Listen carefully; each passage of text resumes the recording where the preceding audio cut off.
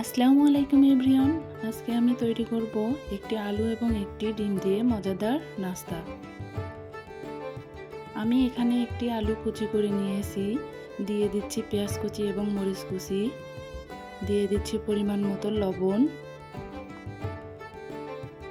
হলুদ গুঁড়া, জিরা গুঁড়া এবং আটা, বেসন ও একটি ডিম। এবার এগুলোকে ভালো করে মিক্সড করব।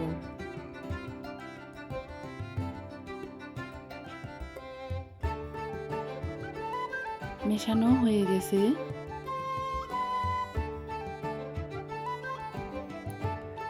কড়াই গরম হয়ে গেলে দিয়ে দিচ্ছি সয়াবিন তেল।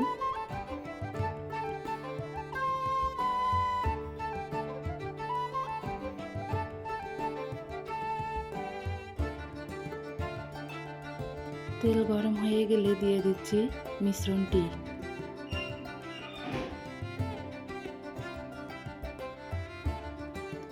ভালো করে ছড়িয়ে দেব।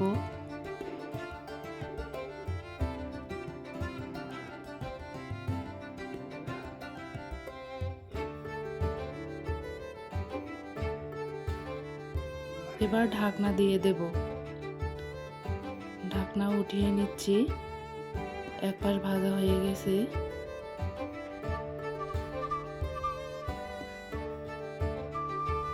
এভাবে দুই পিঠে ভালো করে ভেজে নেব।